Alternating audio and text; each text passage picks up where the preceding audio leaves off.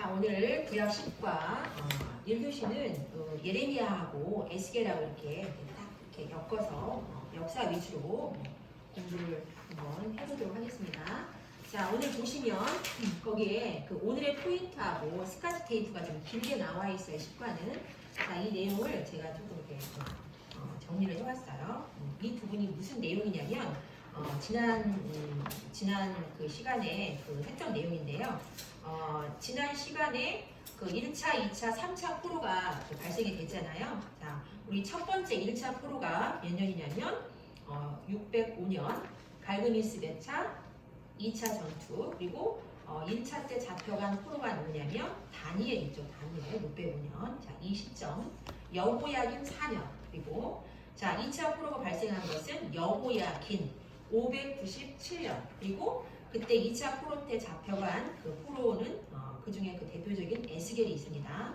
그리고 이제 유대 3차 포로 시드기야 11년이죠. 연도는 587년이에요. 이렇게 해서 3차 포로 비천한 자 그리고 빈민한 자 말고는 다 잡아갔다.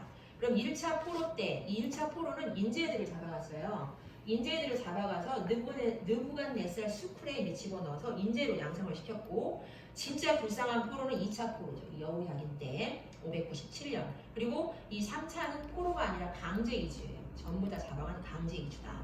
그러면 우리가 이제 이런 내용이에요. 이런 내용이고, 성경에서 포로 시대를 나타내는 역사서는 있다 없다?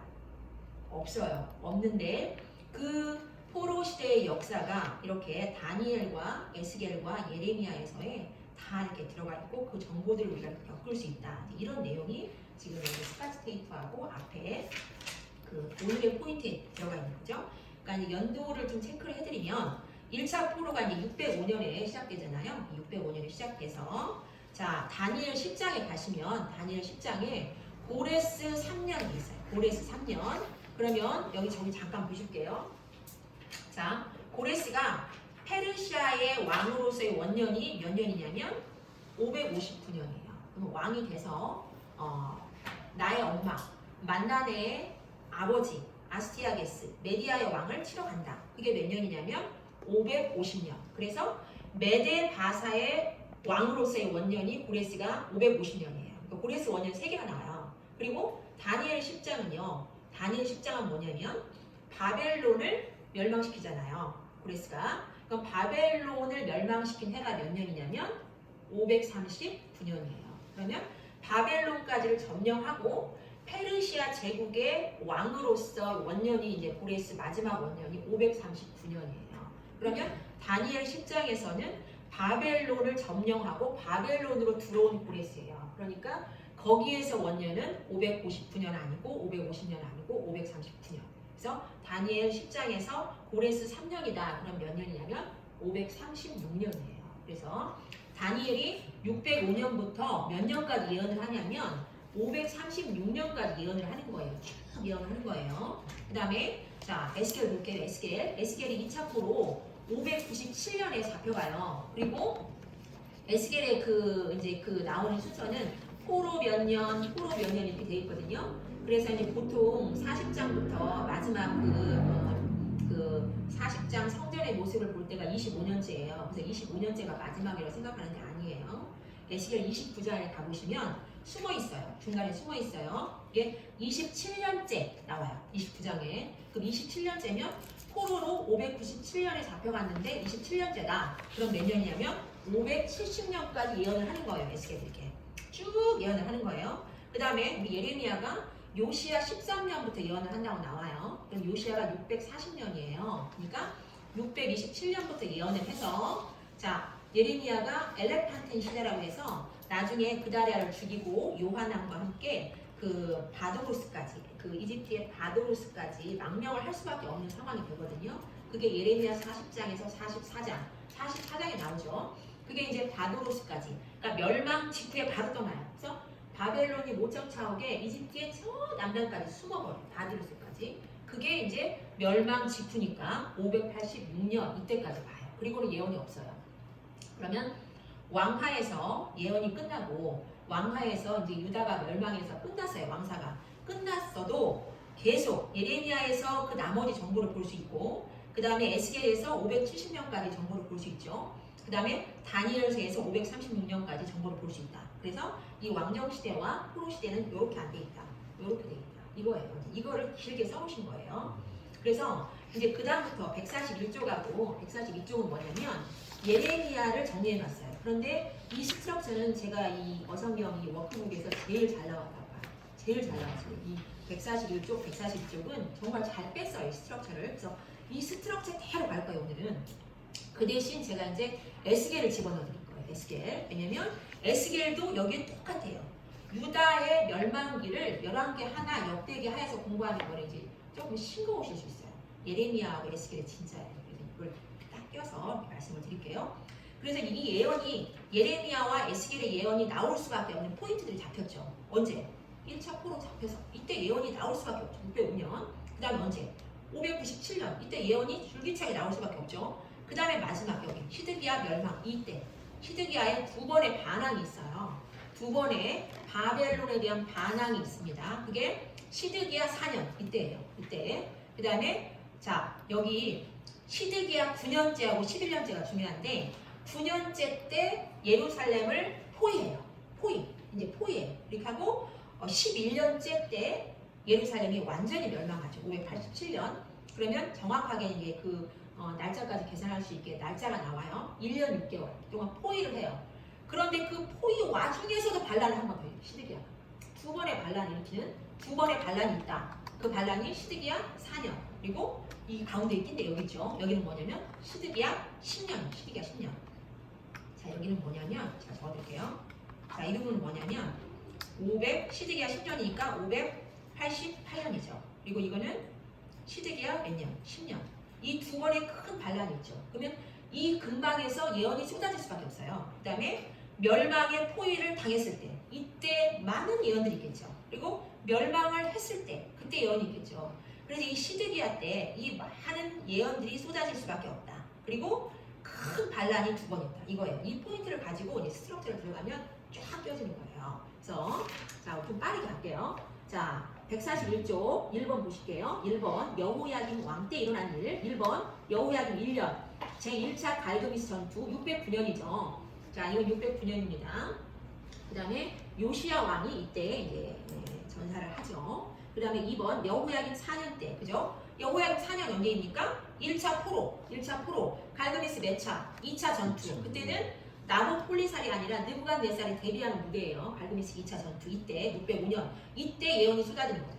자, 거기에서 이제 거기에 그 하나 적어놓으시면 내비게이션 268에서 269 적어놓으세요. 내비게이션 268에서 269에 보면 예레미야가 그 장별로 시대가 다 틀려요. 근데 이스라엘에서 이런 그 성경을 기록하는 게 시대별로 기록을 안 차나요? 막 주제별로 기록을 해놓고 막 예레미야는 거의 설교자 설교. 그렇기 때문에 이렇게 다 섞여 있어요. 그래서 그것이 다 섞여 있는데 내비게이션 268에서 269에서 그 시대 순대로 싹 정리를 해놨어요. 제가 그거를 보고 이제 정리해서 이 장을 말씀드리는 거예요. 자, 여호야김 4년 때 장 적어드릴게요. 25장, 36장, 45장, 46장 체크를 해서 적어놓으시면 되게 좋아요. 이번에 여호야김 4년 때 장수가 25, 36, 45, 46 딱 적어놓으세요. 그렇게 하고 성경을 너무 많이 찾으면 이제 좀 지치실 수 있으니까 짧은 것들은 제가 바로 말씀드릴게요. 그냥 제 말씀만 드리고 나중에 찾아보세요. 자, 25장을 보면 뭐냐면 자, 포로로 이제 끌려가요. 1차 포로가 발생했어요. 그러면 뭐다? 너네 바벨론의 포로로 갈 것이다. 몇 년 너네 갔다 와야 된다.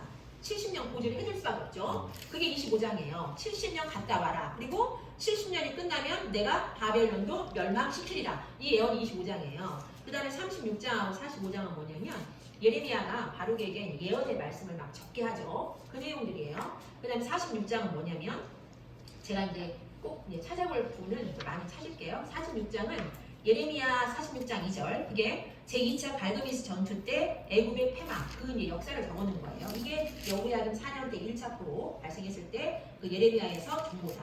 그 다음에 이제 2번 시드기야 왕 갈게요. 1번 작은 1번 여호야김 사망했다. 여호야김 포로로 잡혀갔다. 이때 누가 잡혀갔다? 에스겔 잡혀갔다. 597년 넘어갈게요. 자, 그 다음에 2번 보시면 예레미야가 바벨론에 잡혀가 있는 그 왕족들과 포로 리더들에게 편지를 보냈다. 자, 2번 있죠. 2번은 뭐냐면 이제 그때부터 잘 체크를 해놓으세요. 자, 2번에다가는 23장 적어놓으시고 가로 열고 599년 적으세요. 23장 23 가로 열고 599. 그 다음에 24 가로 열고 597. 그 다음에 29, 30, 31 가로 열고 596 딱 적어놓으시면 돼요. 이게 뭐냐면 여기도 제가 성경 안 찾아오고 바로 말씀드릴게요. 23장은 뭐냐면 이제 이 두 번째 이때는 뭐냐면 597년 두 번째 진짜 불쌍한 포로들이에요. 이 포로들. 이들은 진짜 포로로 잡혀간 거예요. 18,000명의 포로로 잡혀가죠. 열왕기 하 24장에 나옵니다. 자, 이 597에 잡혀가는 포로들은 진짜 포로들이에요. 이 불쌍한 사람들이죠. 그렇기 때문에 그때 예레미야가 집중적인 예언을 했는데 잡혀가기 직전에 예언을 해주고 잡혀가서 예언해주고 가서 침을 풀을까 말까 할 때 그때도 예언을 해주는 거예요. 그 예언의 그 내용들인데 자 23장은 뭔 내용이냐면 이제는 이스라엘이라는 이 나라가 남유다가 없어질 그런 위기 이제 없어졌다고 보면 돼요. 자 이런 상황에서 자 이스라엘이 이렇게 망해도 진짜 참 이스라엘 왕의 프로필은 누구다? 인자 예수 그리스도다. 이 메시아 예언을 줄 수밖에 없죠. 그래서 23장이 뭐냐면 메시아 예언이에요.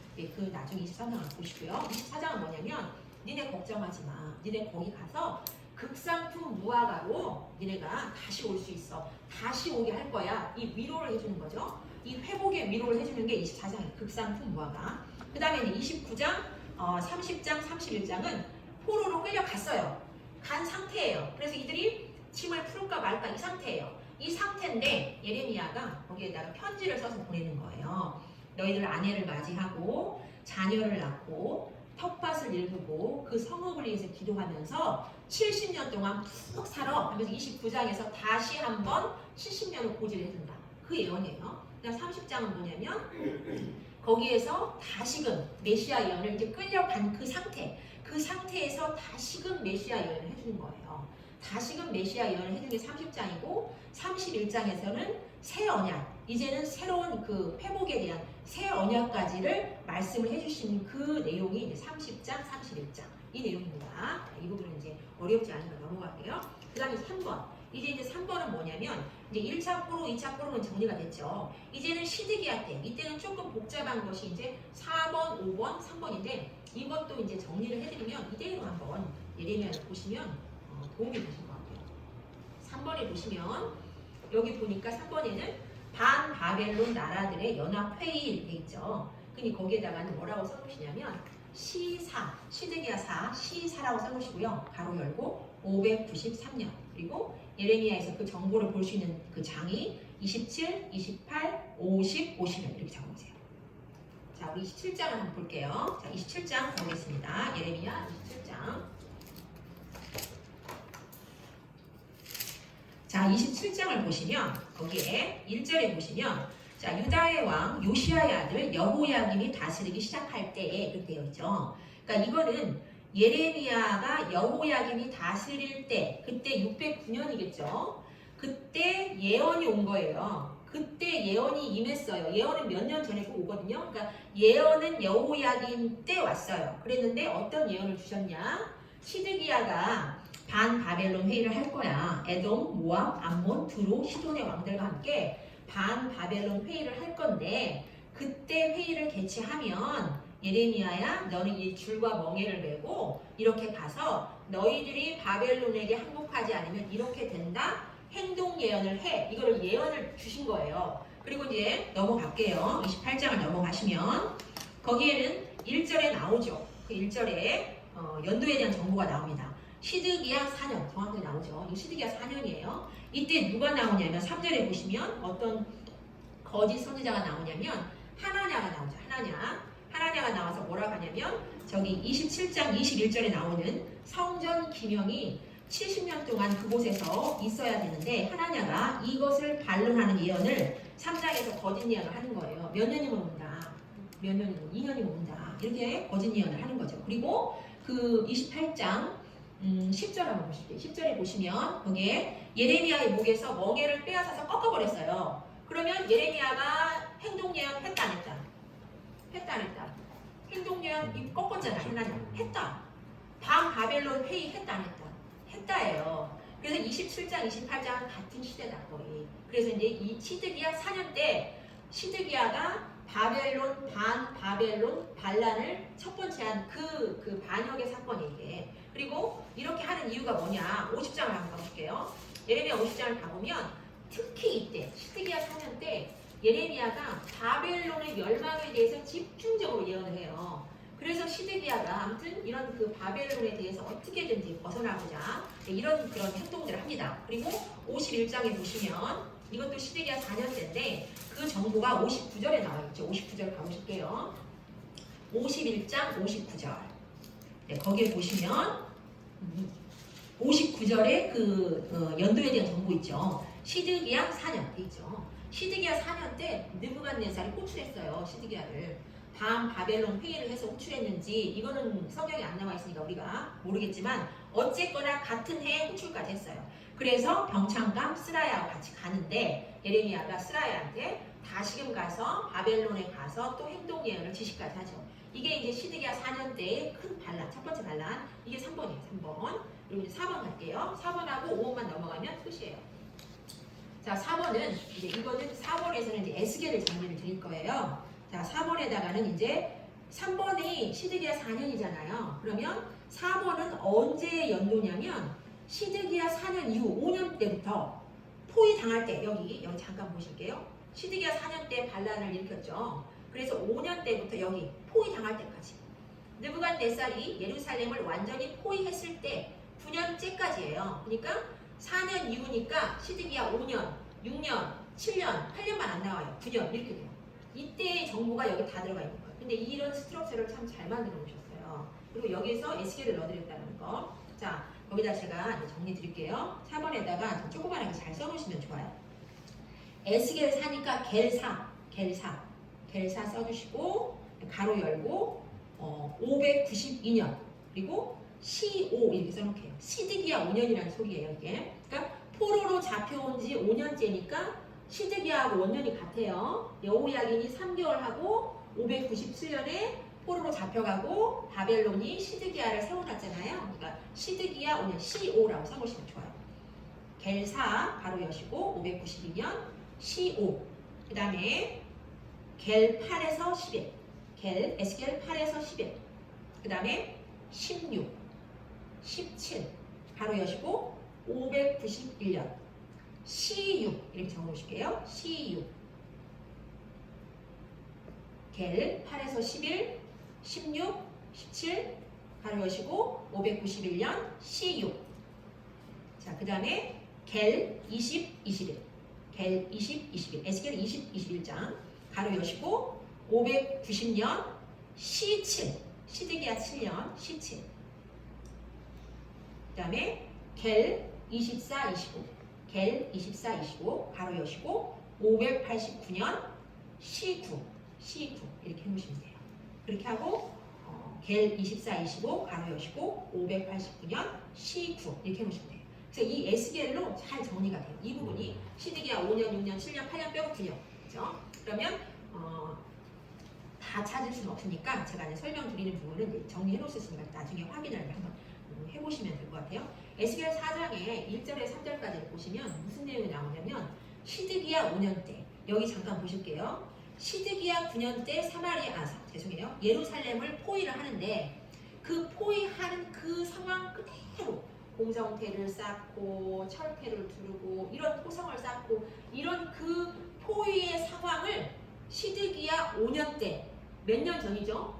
4년 전에 미리 무대피에서 에스겔에게 그 모습을 그대로 보여주시는 그대로 멸망한다. 포위당한다. 그 내용이에요. 그 에스겔 4장은. 그 다음에 에스겔 8장에서 11장 한번 볼게요. 에스겔 8장 한번 가보시겠습니다. 자, 에스겔 8장을 보시면 거기 1절에 그 정보가 나와 있죠. 여섯째 해라고 되어 있는 거는 포로로 잡혀온 지 여섯째 해. 그러니까 시드기야 6년 그 말이에요. 자, 시드기야 6년 8장 보시면 지난 시간에 우리 은상 선생님께서도 8장에 대해서 잘 짚어주셨거든요. 자, 이 부분 8장 한번 보시겠습니다. 시드기야 6년 때예요. 자, 6년 때 2절을 보시면 이 인자에 대한 부분은 제가 다음 시간에 말씀을 드릴게요. 인자가 나타나셨어요. 그래서 에스겔에게 인자의 영이 임하셔서 머리털 한 모습을 잡아서 무대 뒤에서 무대 위로 휙 하고 예루살렘 성전으로 에스겔을 데리고 왔죠. 그래서 5절에 보시면 제단문 어기 북쪽에 왔는데 거기에 뭐가 있다? 질투의 우상이, 성전에 질투의 우상이 있어요. 그 다음에 7절에 보시면 홀이 있는데 그 홀을 무너뜨리니까 거기에서 어떤 일이 보여지고 있냐? 9절 가증하고 악한 일이 있어요. 그리고 10절에 보시니까 각양 곤충, 가증한 짐승들을 그려놓고 비밀 예배를 드리고 있는 거예요. 누구에게? 그 곤충과 짐승들에게. 누구? 이집트죠. 이집트. 바벨론을 이길 것 같은 이집트의 우상 숭배를 하면서 비밀 예배를 드리고 있는 거죠. 그러니까 곤충 같은 이집트의 뭐 그 파리의 신이죠. 캐프리인가요? 캐프리 신이 있어요. 그 다음에 그 이제 가증한 짐승에서 그 매의 머리를 하고 있는 그 유명한 신전도 많이 있죠. 호루스 신전이죠. 호루스 이런 거예요. 이런 걸 사방에 그려놓고 그 우상 숭배를 하고 있는데 누가 하고 있다? 장로 중에 70명이 하고 있다. 그럼 이 70명이라는 숫자는 성경에서 이스라엘의 어떤 그 공동체의 리더격이 되는 그 70명이라는 그 상징적인 수예요. 그래서 나중에 사내들인 공예도 70명. 그 다음에 민수기 11장일 거예요. 민수기 11장에 보시면 모세가 장로들을 뽑는데 70명 그렇게 뽑혀요. 근데 그 장로들 70명이 뭐하고 있다? 비밀 집회 예배를 우상 숭배하고 있다 그 말이에요. 근데 에스겔이 보니까 내가 아는 사람이 있네요. 누가 있어요? 사반의 아들도 있네요. 야하산도 있네요. 사반의 아들들이 정말 신실하거든요. 그래서 이제 나중에는 그다랴가 총독까지 가는데 사반의 아들은 아니고 손자죠. 그다랴는. 그래서 야하샤냐라는 이 아들은 이런 우상 숭배를 하고 있었다. 그리고 13절에 보시면 더 큰 가증한 일을 보리라 하고 북문으로 데려와요. 그랬더니 담무스의 애곡, 여인들이 네이키드한 상태로 담무스의 애곡을 하고 있죠. 어디에서? 성전에서. 그러면 지금 조금 벗어났는데 지난 시간에 했던 그 다니엘의 금신상에서 헬라 시대 있잖아요. 지금 이거는 이제 바벨론이 멸망을 시킬 거고, 그 다음에 그 바벨론을 페르시아가 멸망을 시키잖아요. 그리고 페르시아를 이제 헬라가 멸망을 시키고, 헬라가 이제 알렉산더가 10년 정도 통치를 하다가 이제 디아도코이 시대로 풀어져 버리잖아요. 그래서 320년부터 198년까지 포톨레마이우스 왕조의 영향을 받을 그때예요. 그때를 잠깐 가보게요. 그때에서 좀 그 기억해야 될 왕이 누가 있냐면 그 프톨레미 2세 그분이 했던 업적이 뭐가 있냐면 그 septuagin트 70인년 구약 성경을 헬라어로 번역시켜 그 구약 성경의 세계화를 제1위 기간 때예요. 그때가 연도가 283년에서 247년 그 사이예요. 그때 유대에서 구약 성경을 이렇게 헬라어로 이렇게 번역시키고 이렇게 그런 프톨레미 2세가 그 유대를 지배하고 있을 그 당시 아테네보다 더 서쪽의 로마에서 어떤 일이 있냐? 이 나중에 헬라를 딱 정복시킨 게 로마잖아요. 로마가 가장 큰 세력을 잡았던 전쟁이 있는데 혹시 그 전쟁 혹시 아실까요? 전쟁? 수제 드리겠습니까? 학교에서 다 1등 하셨었으니까.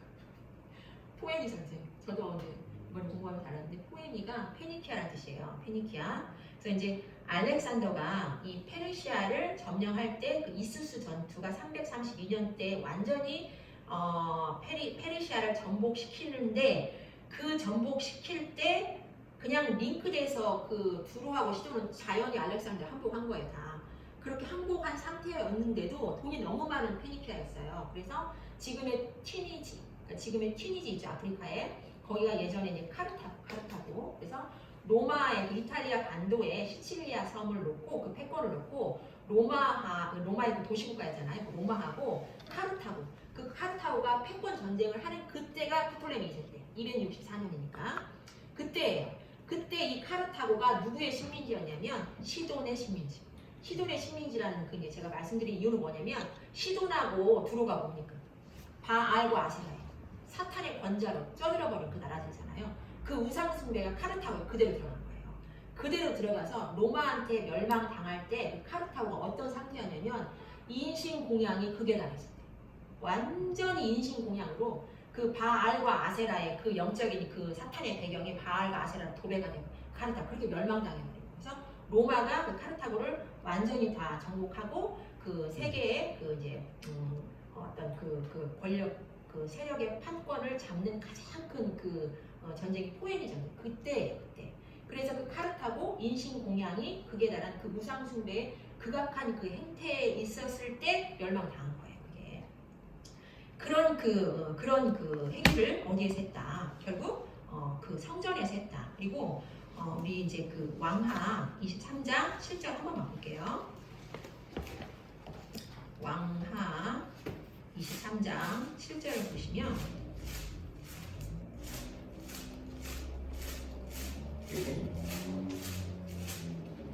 거기 보시면 7절 우리 그거 한번 다 같이 한번 읽어보실까요? 자, 7절 한번 읽어보실게요. 자, 시작. 또 여호와의 성전 가운데 뭐가 남창의 집을 헐었으니 그랬어요. 여호와의 성전 가운데 뭐가 있어요? 남창의 집이 있어요. 근데 이게 뭐냐면 요시야 때예요. 요시야 12년 때 그 개혁을 하잖아요. 종교 개혁을 하죠. 그리고 18년째 신명기를 발견하는 거예요. 12년째. 여호와의 성전에 남창의 집을 헐었어요.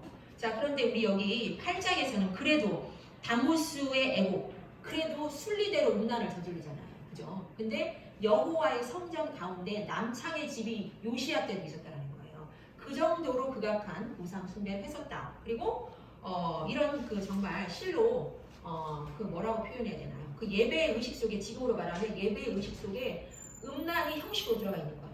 그 거룩으로 가장돼서 음란의 그 의식이 형식으로 들어가서 그 음란의 결과가 나중에는 다시 또 인신 제사로 제물로 올라가는 이러한 그런 사이트예요. 이러한 그리고 요시야 때도 예루살렘 성전이 어땠다. 남창의 집이 있어서 그거를 헐었어요. 요시야가.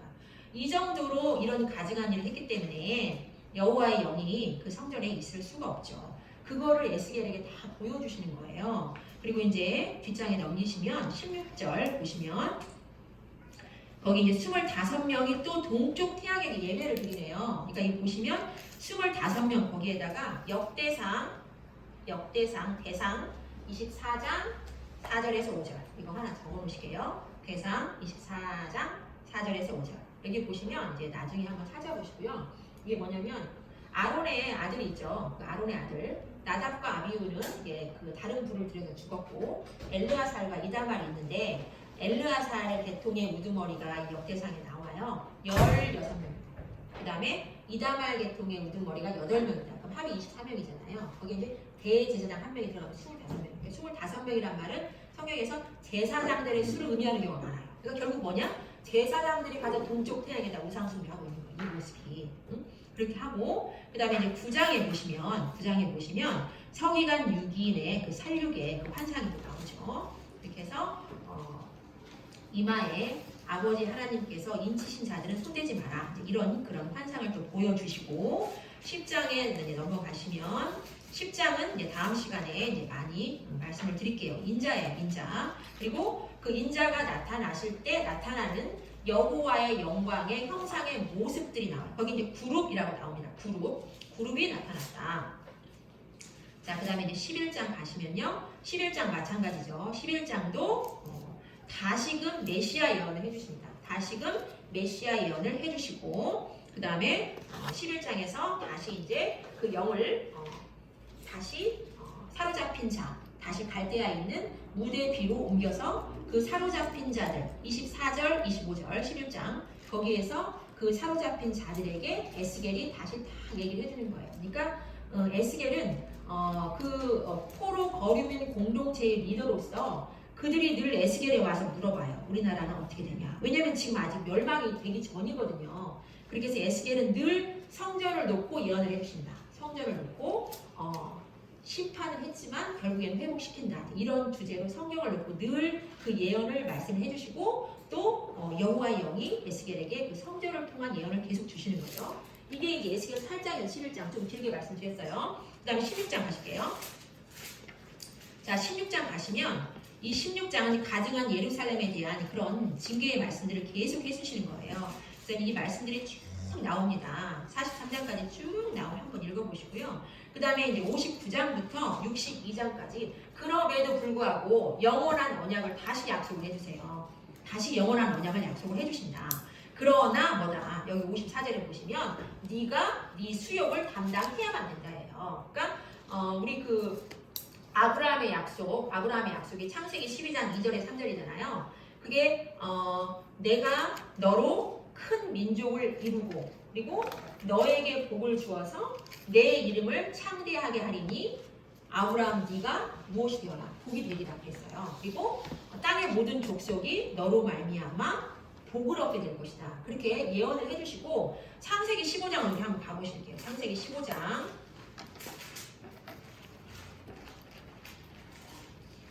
창세기 15장을 한번 가보시면 이제 그렇게 약속을 해주시고 아브라함에게 약속을 해주시고 여기에 보시면 아브라함하고 여호와 하나님께서 언약식을 해요. 언약식을. 그래서 12절에 보시면 아브라함이 이제 깊게 잠에 임했을 때 그 언약식을 하는 그 제물들의 고기를 다 쪼개놨죠. 그랬는데 17절에 가서 보시면 그 제물들 사이로 여호와 하나님께서 횃불로 지나가세요. 고기 사이로 지나가 버리셔요. 그리고 18절에 뭐라고 나오냐면 그날에 여호와께서 아브라함과 더불어 언약을 세워 그랬어요. 그러니까 이 언약식이라는 게 제물을 둘로 다 쪼개거든요. 제물을 두 개를 다 쪼개가지고 언약을 하는 주체들이 그 쪼갠 제물들 사이를 지나가요. 그 의미가 뭐냐면 내가 이 언약의 주체들이 내가 그 언약을 어기면 내가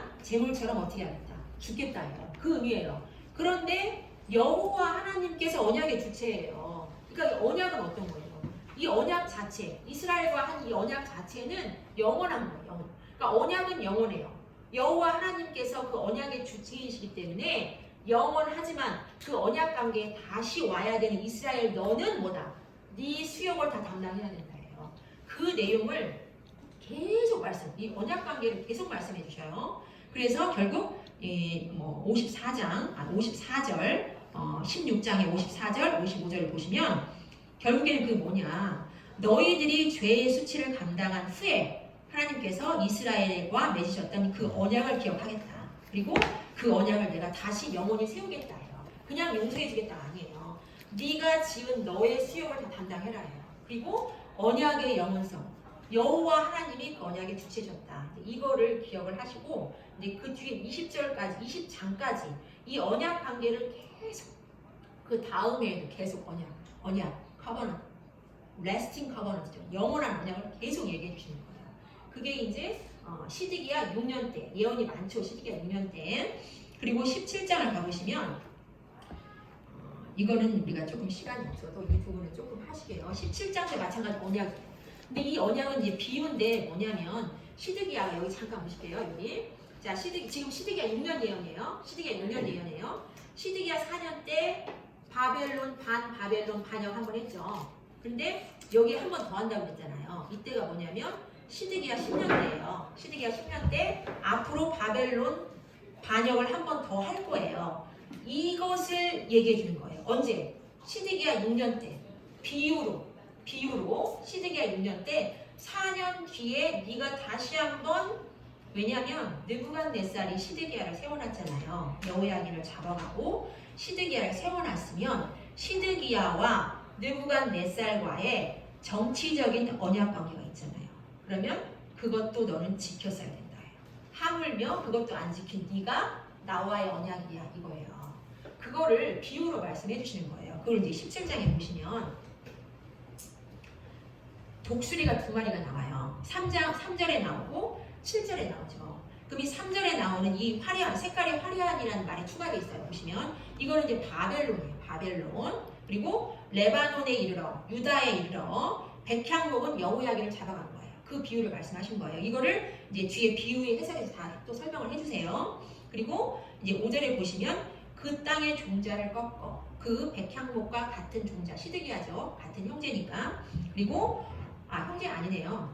시드기야가 삼촌이죠. 삼촌. 여호야김과 시드기야가 형제죠. 이거는 여호야김은 여호야김의 아들. 자, 그래서 시드기야 같은 가족이죠. 아무튼 그 가지를 세워놨다. 시드기야를. 그런데 7절에 보니까 다른 독수리가 나왔다. 그런데 그 땅에 심겨진 그 종자가 나를 심어준 그 화려한 깃털에 그 독수리를 바라보고 뿌리를 뻗어야 되는데 자꾸 다른 독수리를 바라본다는 거예요. 그거를 비유를 얘기를 해주신 거예요. 그래서 비유의 해석에서 그 내용을 이제 잘 설명을 해주셨고, 그 다음에 뒷장을 넘기시면 15절, 16절, 17절이에요. 지금 현재 상황은 시드기야 6년 때예요. 그런데 시드기야 10년 때의 두 번째 바벨론 반항에 대한 반역에 대한 그 비유, 그 예언을 지금 4년 전에 해주는 거예요. 4년 전에 뭐라고 하냐면 애굽의 사절을 보내서 말과 군대를 구하거든요. 시드기야 10년 때 구해요. 애굽의 호브라 왕에게 구해요. 그러나 여기 17절 예언을 해주죠. 그러나 바로가 그 큰 군대와 많은 무리로도 그 전쟁에 그를 도와준다 못 도와준다 못 도와준다까지 예언을 해놔버려요. 이게 시드기야 6년 때 예언이에요. 뭐 시드기야 10년 때 이 두 번째 반항을 예언을 해주시면서 너는 느부갓네살이 너를 왕으로 세워놨다. 그런데 네가 그 정치적인 언약 관계를 수용했어야 맞은데 네가 그 언약도 깨트렸는데 앞으로 또 깨트릴 것까지 예언을 해주고 여호와 너와 나 사이에 그 언약을 네가 지키겠냐. 그거를 언약을 계속 얘기를 해요. 그리고 이제 그 다음에 에스겔 20장 가보실게요. 에스겔 20장은 여기 보시면 해가 바뀌었어요. 해가 7째 시드기야 7년째죠. 시드기야 7년째까지 언약을 끝까지 그 언약에 대해서 계속 책망을 하시는 거예요. 근데 이제 그게 우리가 출애굽기 31장 한번 가보실게요. 출애굽기 31장. 출애굽기 31장 가보시면 13절 한번 보실게요. 13절. 자, 13절 보시면 출애굽기 31장. 자, 우리 31장 13절. 자, 나와 너야. 여기 너는 이스라엘. 다 같이 한번 읽어보시겠습니다. 다 같이 한번 읽어보실게요. 자, 시작. 너는 이스라엘 자손에게 말하여 이르기를 너희는 나의 무엇을 안식일을 지키라. 이는 나와 너희 사이에 뭐다. 너희 대대의 뭐다. 사인이다. 표징이다. 왜? 이 표징을 통해서 I am the Lord. 내가 너의 하나님이라는 거를 어떻게? 네가 그 징표로서 알게 될 것이다. 그러니까 너는 나의 안식일을 반드시 지키라고 이렇게 명령을 해주셨어요. 그리고 16절에는 뭐라고 했냐면 계속 반복을 하죠. 이스라엘 자손이 대대로 안식일을 뭘로? 영원한 언약으로 이 표징을 삼으라고 했어요. 그런데 20장을 보시면 에스겔 20장으로 가보실게요. 에스겔 20장을 가보시면 여기 보시면 우리가 그 출애굽기에서 가데스 바네아에서 그 불순종으로 그 광야 1세대가 다 죽잖아요. 그러니까 우리가 단순하게 그냥 그렇게만 생각하고 있잖아요. 근데 저도 이제 에스겔서에 다시 이걸 발견을 한 건데 20장에서 다 읽어보세요. 한번 이걸 읽어보시면 뭐냐면 광야에서 그 진노에 내가 그 진노를 쏟아부은 이유가 뭐냐면요. 그 언약을 어겼어요. 안식일을 안 지켰어요. 이들이 그것이 반복적으로 계속 나와요. 아주 반복되게 계속 나와요.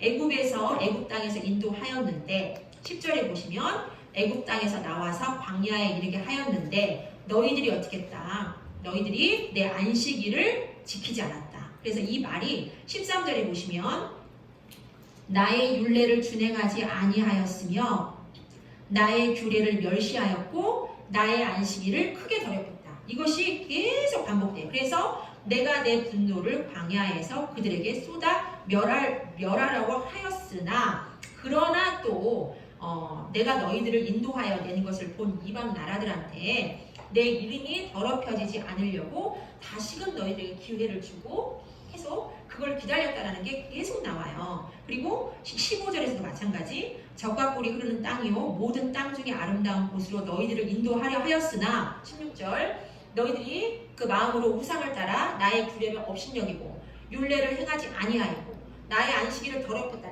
계속 나옵니다. 이게 계속 그 언약 관계가 계속 나와요. 그리고 뒷장에 넘기시면 뒷장에서도 계속 나오죠. 계속 그렇게 나오죠. 그리고 24절에서도 나의 규례를 행하지 아니하였다. 나의 율례를 멸시하였다. 내 안식일을 더럽혔다. 이것을 계속 그래서 결국 그 광야 1세대가 그렇게 그 약속의 가나안 땅에 못 들어가. 그러니까 우리는 그냥 가데스 바네아의 단순하게 그 하나의 현상이었죠. 진짜 그 현상이 일어나게 된 그 깊은 죄성 이런 것들을 이 20장에서 언약 관계로 계속 그 언약 관계의 징표로서 영원한 언약의 징표로서 너가 지켰어야 될 것보다 안식일이라는 거예요. 그 안식일을 계속 20절에서 징책을 하시는 내용이 언제? 시드기야 7년 그거예요. 그 다음에 이제 에스겔 21장 가보실게요. 에스겔 21장은 이제 이건 제가 말씀드릴게요. 이거는 뭔 내용이냐면 느부갓네살이 여기요 이거예요. 여기 9년째 589년에 예루살렘을 포위하잖아요. 그때 느부갓네살 이거는 지금 시드기야 7년이니까 2년 전에 예언을 해주는 거예요. 느부갓네살이 어떻게 할 거냐면 락바암몬으로 가는 길 예루살렘으로 가는 길에서 뭐 할 거다. 갈래점을 칠 거다. 근데 뭐가 당첨됐다. 예루살렘이 당첨됐다. 그래서 너희들은 멸망이다. 그거예요. 이거를 2년 전에 예언을 해주는 거예요. 그게 시드기야 7년의 예언. 그리고 22절에 나오는 이 모습 그대로 예루살렘이 멸망하죠. 21년이고 21장이시고요. 그 다음에 24장 가보실게요. 이거는 시드기야 이제 9년. 시드기야 9년 24장. 자, 이거는 성경을 한번 보실게요. 1절 한번 보실게요. 1절. 자, 1절 보시니까 시대 정보가 나와 있죠. 아홉째 해, 열째 달, 열째 날이에요. 이 날이 딱 오면요. 머릿속에 딱 들어오셔야 돼요. 이게 뭔 날이냐면 포위당한 날이에요. 무대 A에서 예루살렘이 포위당한 당일이에요. 당일. 이 당일에 이거는 당일 예언이에요. 미리 예언 안 해주셨어요. 무대 B에서 에스겔에게 그날 당일 예언. 당일. 자, 뒷장에 넘기시면 인자야 바벨론 왕이 오늘 나왔죠? 오늘 예루살렘에 왔다. 이게 포위당한 당일날이에요. 무대 B에서 에스겔에게 나타나 버리신 거예요. 자, 너는 가마 하나를 준비해라. 그리고 양떼 중에서 한 마리를 골라서 다 그 양떼를 각을 떠서 집어넣고 10절에 보시면요. 고기를 삶아서 완전히 녹여버려라. 그 다음에 국물을 다 졸여라. 그 뼈까지 다 태워서 완전히 다 소진시켜서 다 없애버려요. 완전한 진노의 심판이에요. 그리고 뭐까지 하라고 하냐면 11절에 그 가마에 녹이 있잖아요. 녹까지 다 녹여버려요. 그러니까 이거는 온전한 진노의 심판이에요. 이거는 예루살렘이 이제 완전히 망한 날이에요. 그렇게 그 행동 예언을 시켜요. 행동 예언을 시키십니다. 그리고 안타깝게도 이제 그날 당일날 예루살렘의 멸망의 징표로서 뭐가 있냐면 에스겔의 아내가 죽죠. 이게 언제 죽냐? 당일날 죽는 거예요. 당일날. 그래서 무대 B에서 무대 A의 그 상황을 에스겔이 바로 예언을 받아서 이 행동 예언과 에스겔의 아내가 죽죠. 이런 그 24장이 중요하죠. 그렇게 하고 이제 25장도 마찬가지. 시드기야 9년 포위 당했을 때 예언인데 이때 암몬을 이제 여기 에스겔에서는요. 25장에서부터 32장까지가 열국에 대한 심판의 예언이에요. 그런데 제일 먼저 한 나라가 어디다? 암몬이다. 왜 암몬이냐? 여기 3절에 보니까 내 성소가 더럽힘을 당할 건데 네가 그 성소가 더럽힘을 당하면 유다 족속이 사로잡혀 가는 거를 너는 뭐한다? 아하 좋다 할 것이다 그 말이에요. 이렇게 해요. 그다음 이게 우리 그 예레미야 40장 한번 보실게요. 40장. 예레미야 40장을 보시면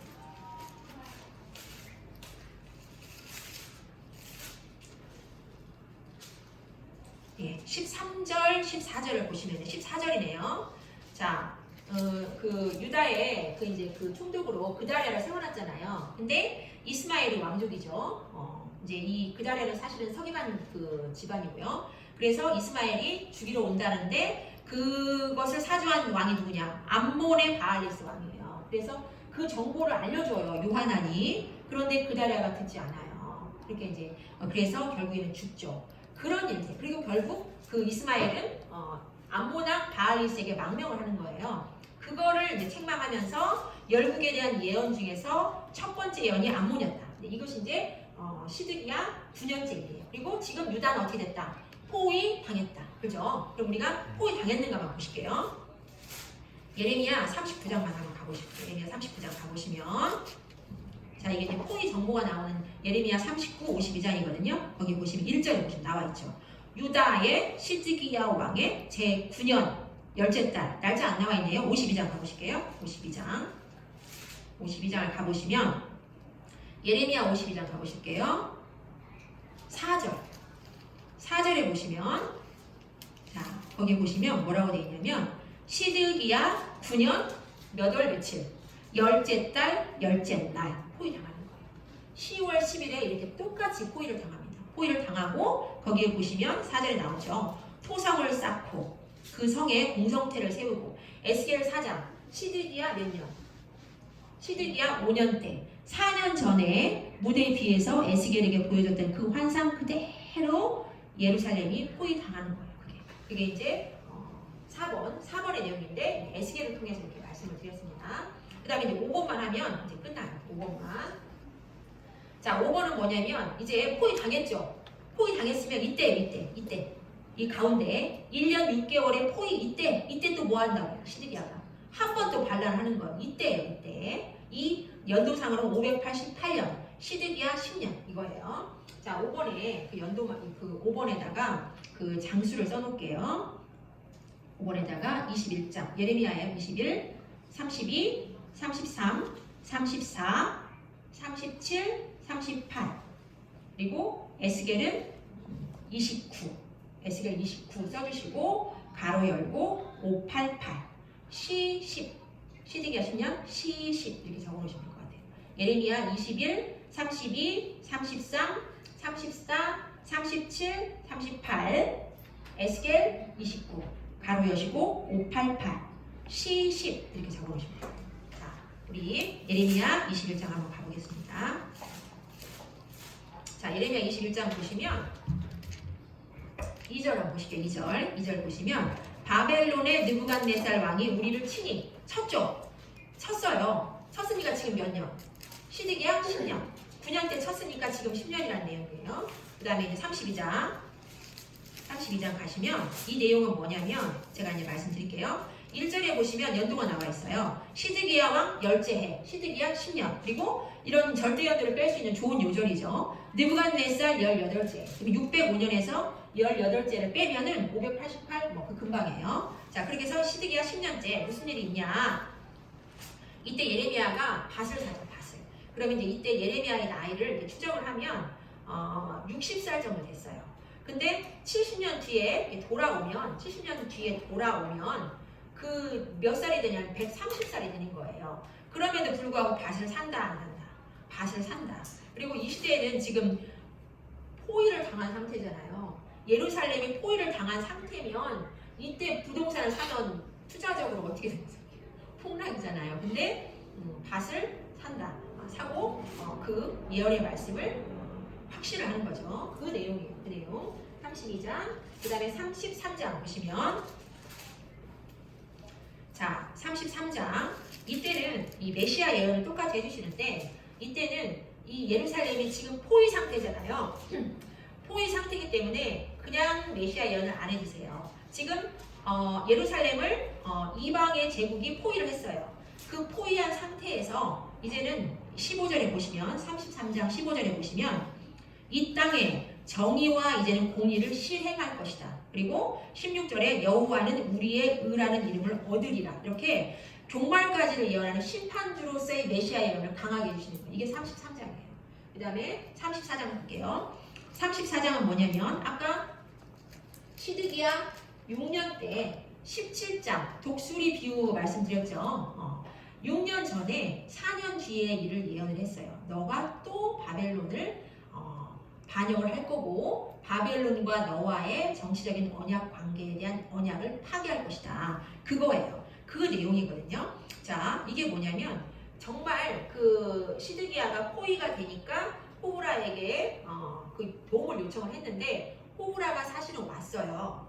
왔는데 17장의 말씀 예언을 받았던 것처럼 아무 도움 없이 갔단 말이에요. 근데 그런 와중에 일단 이제 이렇게 포위를 당하니까 너무 이제 그 위급한 상황이니까 이들이 겸비해졌겠죠. 그래서 레위기법도 생각나고 해서 그들에게 있었던 노예들을 풀어줬어요. 왜냐면 7년 뒤에는 풀어줘야 되거든요. 그리고 이방인들을 노예로 삼지 나의 형제들을 삼으면 안 돼요. 그래서 풀어줬는데 여기에서 연약식을 또 해요. 뒤에 보시면 18절에 보시면 송아지를 둘로 쪼개가지고 언약식까지 하고 그 노예들을 풀어줬어요. 풀어줬는데 또 바벨론이 잠깐 애굽이 왔다라는 소식을 듣고 잠깐 퇴각을 실제로 했어요. 근데 그 와중에 어떤 찰나에서 풀어졌다가 다시 불러들였는지는 성경에 안 나와 있어요. 그러니까 추정만 하는 거죠. 근데 바벨론이 나가니까 에헤 하고 다시 또 들여줄 수 있죠. 근데 그건 이제 추정을 하시면 돼요. 근데 그 와중에 노예를 풀어줬다가 언약을 어기고 다시 불러왔다. 그 내용이에요. 그런 내용이 34장인데 거기에서 21절에서 예레미야가 그 예언을 다시 하는 거죠. 그래서 21절 보시면 내가 유다의 시드기야 왕과 그의 고관들을 그의 원수의 손과 그의 생명을 찾는 자의 손과 너희에게서 떠나간 바벨론 왕의 군대의 손에 다시 넘길 것이야 라고 다시 예레미야 예언을 하는 거예요. 이게 34장이에요. 그 다음에 이제 37장 갈게요. 자, 37장, 38장은 그때예요. 그때. 자, 이때 포위를 당했는데 시드기야가 애굽의 그 호라 왕에게 호라 왕이 애굽의 26왕조 마지막 왕이에요. 마지막 왕이고 와히브라라고 이제 그 애굽의 연대기에 나와요. 588, 569 그 왕이에요. 그 왕에게 실제로 사마리아가 포위를 당하니까 SOS를 했어요. 그러니까 호라가 실제적으로 그 베닉에 있죠. 두로 연안, 그 페니키아 연안에 함대를 보냈어요. 함대를 보내서 바벨론의 배후를 공격하려고 했죠. 그리고 예루살렘에도 육군을 출정을 시켰어요. 그러니까 군대가 출정한다는 소식을 들으니까 여기 5절에 나오죠. 바벨론의 군대가 예루살렘에서 그 소문을 듣고 진짜로 떠났어요. 잠깐 떠났는데 4년 전에 에스겔 17장에서 이야기를 했잖아요. 에스겔에게 그 군대가 애굽의 군대가 도움을 준다 안 준다? 안 준다. 실제로 안 주고 애굽의 호라는 그냥 갔어요. 그리고 바벨론의 군대가 다시 올 건데 그때예요. 그때 37장 그런 그 시기예요. 그때 10절에 예레미야가 다시 예언을 하는 거죠. 거기에 가령 너희가 너희를 치는 갈대아인의 온 군대를 쳐서 그 중에 너희가 부상자만 남긴다 할지라도 그 부상자들이 다시 장막에서 일어나서 이 성을 불살려버릴 것이야. 그런 거예요. 그러니까 주변에서 예레미야가 얼마나 미워요. 이 유다에서는. 그러니까 예레미야를 어떻게 해요? 잡아요. 그리고 정치범으로 오라고 해서 그 뒷장에서 이제 감옥이 나와. 감옥이. 그래서 거기에 15절에 보시면 요나단의 뚜껑 씌운 웅덩이에 가둬버려요. 첫 번째 감옥이에요. 첫 번째. 그다음 이제 요나단의 뚜껑 씌운 웅덩이. 1번이라고 적어놓으면 좋아요. 1번. 자, 적어놓고 그때 시드기야 왕이 와서 물어보죠. 자, 그런 부분들이 있는데 시드기야 왕에게 예레미야는 똑같은 예언을 하는 거죠. 자, 그리고 21절에 보시면 이제 시드기야에게 부탁을 하고 예레미야가 감옥들로 옮겨요. 이 요나단의 뚜껑 씌운 웅덩이에서는 나와요. 그래서 이제 여기 21절에서는 감옥들에 가서 떡 하나씩을 먹죠.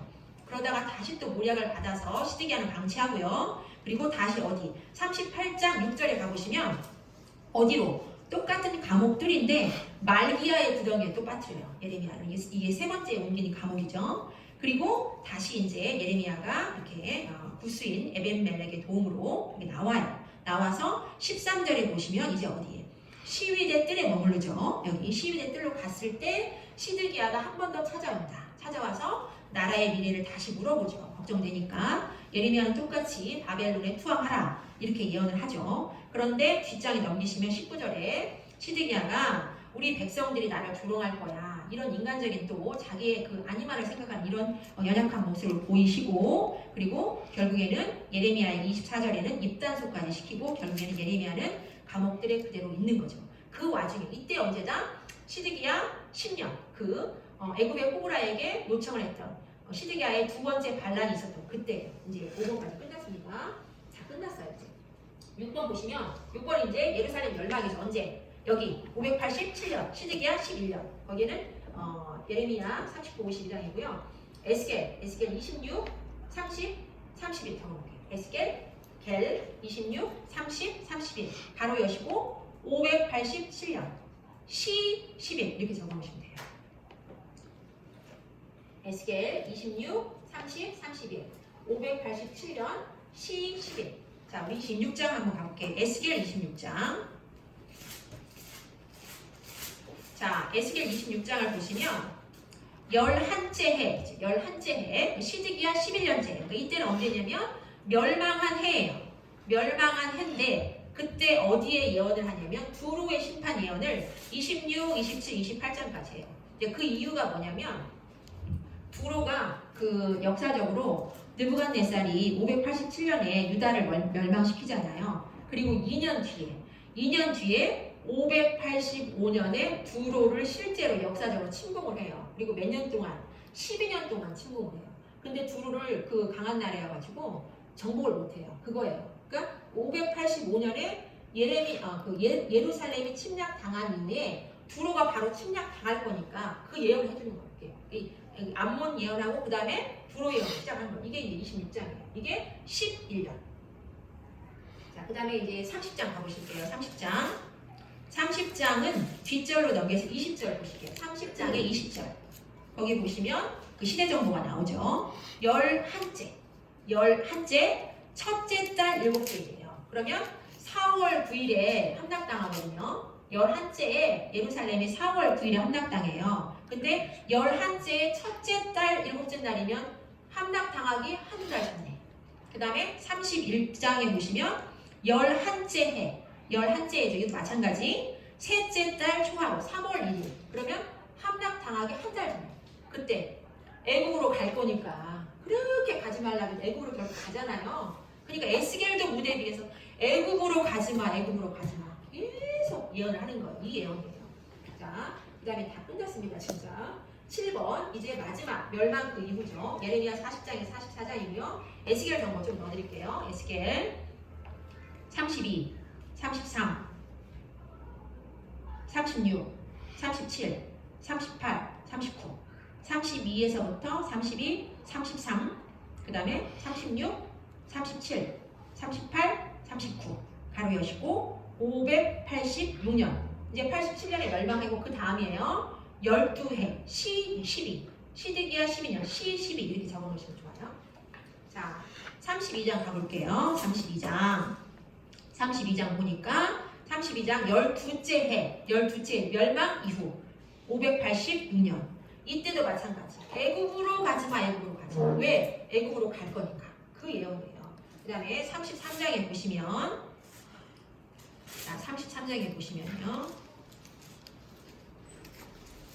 이거는 21절 보실게요. 21절에 그 시대 정보가 나옵니다. 거기에 보시면 우리가 사로잡힌 지 12째 해. 그러니까 시드기야 12년 나오죠. 그때 그 포로 그 성이 함락된 그 곳에서 도망한 자가 와서 에스겔에게 오잖아요. 그래서 에스겔이 그 도망한 자가 오기 전날 밤에 여호와의 손이 내게 임해서 내 입을 열었어요. 이게 뭔 내용이냐면 거기다 적어놓으실게요. 에스겔 3장 26절. 적어놓으실게요. 그게 뭐냐면 여호와의 영이 시드기야 5년째 그때 이제 두발 강가에서 내리고 여호와의 손이 에스겔의 입을 유투시킨 거예요. 왜냐면 꾸짖는 자가 되지 않게 하기 위해서. 그리고 예언이 임할 때만 예언을 하기 위해 7년 동안 에스겔이 뭔 상태로 예언을 했냐면 뮤트 상태. 그래서 그것이 이제 입이 풀린 거예요. 그게 이제 7년 동안의 그 뮤트 상태의 입이 12년째 풀렸다는 그 내용이에요. 자, 그 다음에 36장 갈게요. 36장. 이제 회복이죠. 계속해서 이제 회복을 말씀해 주십니다. 그래서 26절, 27절 보시면 결국 다시금 새 언약을 주시는데 아까 제가 말씀드렸던 것처럼 이스라엘과 여호와 하나님 그 자신이 언약의 주체였다. 언약은 영원하다. 그러나 너희들이 깨끗한 정말 깨끗한 너희의 모든 수욕을 다 감당하고 정말 그런 거룩한 백성으로 다시 와야 그 언약 관계가 이루어지는 거예요. 그러면서 그 언약을 다시 예언을 해주시는 그 예언의 말씀이에요. 그 다음에 37장에 가보시면 이제 다시 한번 그 환상 속에서 휙 하면서 여호와의 권능이 임하는 그 환상이죠. 그 마른 뼈들이 하나님의 군대를 일어나고 새로운 백성 다시금 회복시키는 그 환상을 주시는 거예요. 이게 이제 12째 해 때예요. 12째 해 때. 그 다음에 38장, 39장 보실게요. 38장, 39장. 이거는 에스겔에서 정말 묵시인 이유죠. 이게 에스겔의 공마복 전쟁이에요. 여기에 보시면 에스겔의 이제 공마복 전쟁이 나오는데 이게 이것도 마찬가지 멸망 후 12째 때예요. 그러면 거기에 로스, 메세, 두발 막 늘 나오는 이런 명칭들 혹시 어떠세요? 이 명칭들 옛날에 이게 뭐냐면 이게 다 뭐냐면 창세기 10장이죠. 창세기 10장에 노아의 이제 여기 뭐 두발, 메세 이런 분들은 그 야벳의 아들들이에요. 그러니까 창세기 10장에 노아의 후손들이 이제 그 시조로서 가서 정착해서 사는 데 있잖아요. 그 지역이고 그 지역이 오늘날 어딘가를 좀 알아야 이 내용들이 좀 이렇게 이해가 돼요. 그래서 이제 요한계시록에서 계속 나오고 이렇게 곳곳에서 붓, 구수 막 이런 게 나오잖아요. 그러니까 이 부분은 이제 다 끝났으니까 우리 한 2, 3분 되니까 그 부분이 있죠. 터키 여기 야벳의 자손들이 어디로 이제 가냐면 첫 번째 아들이 누구냐면 고멜이에요. 고멜은 여기 그 우크라이나 밑에 세바스토폴 있죠. 여기라고 추정하기도 하고 대부분 독일로 많이 가요. 독일로. 그러니까 이 근방 어디 정착에 사는 거. 야벳의 첫째 아들이 고멜이에요. 그 다음에 이제 마곡 하면 마곡 늘 나오고 곡과 마곡 나오잖아요. 이거는 루마니아, 우크라이나 있죠. 이쪽이에요. 이쪽에 정착했다고 보는 사람도 많고 이렇게 이동해가지고 이 데드시 흑해 옆에 이쪽에서 마곡이 살았다라고 보는 사람들 많으니까 어쨌거나 이 러시아를 중심으로 이렇게 살았어요. 이게 마곡 둘째 아들이에요. 그 다음에 셋째 아들이 누구냐면 이 카스피의 밑에 여기 이란 메디아의 시조 마대 여기 마대는 이쪽에서 살았다 이렇게 보시고 그 다음 넷째 아들이 누구냐면 여기 그리스 있죠. 여기에 야완이 있어요. 야완이 여기가 이제 시조예요. 야완. 그 다음에 다섯 번째 아들은 여기 알메니아 있죠. 여기 터키 이쪽 여기가 두발이에요. 두발이 여기에서 이 시조가 두발의 자손들이 여기에서 살았다. 그러니까 두발이면 이쪽 근방이라고 보시면 돼요. 그 다음에 메섹 나와요. 메섹이에요. 그 다음 아들 여기 메섹. 여기 터키 위쪽 이게 메섹이 여기서 살았다. 이게 많이 추정을 해요. 이건 추정이에요. 그렇게 보시면 돼요. 어쨌거나 그 다음에 마지막 여기 이제 곡과 마곡에는 안 나오는데 마지막 아들이 디라스 있어요. 디라스 이스탄불 말고 여기 이쪽 근방 에게의 쪽 이쪽에서 살았다라고 표현하고 이제 해적으로 유명한 곳이죠. 이쪽은 그렇게 이제 곡과 마곡에서 그 위치가 지금 현재 이쪽인데 거의 무슬림 국가들이에요. 네들이 많이 이렇게 나와 있죠. 이분들이 사는 그 정착해서 사는 곳이 이렇게 보시면 터키, 시리아, 이라크, 이란 뭐 이쪽으로 내려가면 이집트 그다음에 구스, 굿 이런 말들 많이 나오잖아요. 이 구스는 여기예요. 여기 에티오피아, 구스. 그다음에 굿은 어디냐면 리비아 쪽 이런 데예요.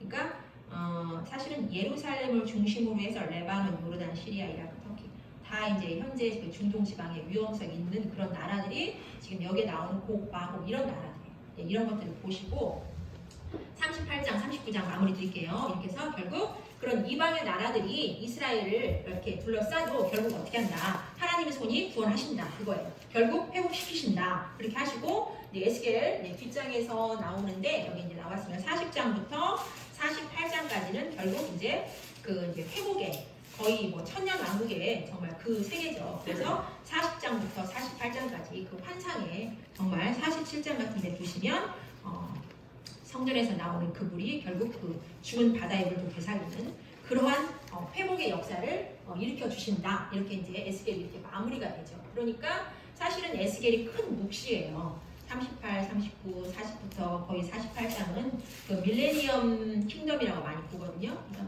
이 에스겔이 이런 묵시의 성격을 가지고 있다.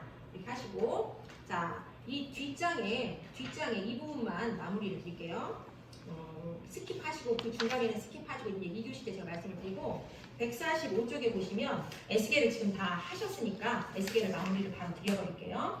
자, 제일 5번 끝번에 보시면 요한계시록에 성격이 있다 에스겔이 그랬잖아요. 이거예요 바로. 그리고 거기에다 하나만 적어놓으시게요. 이사야 13장에서 23장. 이사야는 13장에서 23장까지를 열국에 대한 심판의 예언을 하신 거예요. 요한계시록의 성격이 있는 그런 예언을 했다. 그리고 예레미야는 46장에서 51장. 그리고 에스겔은 아까 말씀드린 25장에서 32장. 이게 이제 그 열국에 대한 심판까지를 예언하시는 그런 그 예언의 성격, 요한계시록의 성격이 있는 에스겔. 그래서 제가 1교시 예레미야에 대한 부분하고 사실 이 뒤에 이 에스겔에 대한 부분을 마무리를 드렸습니다. 애쓰셨습니다. 감사합니다.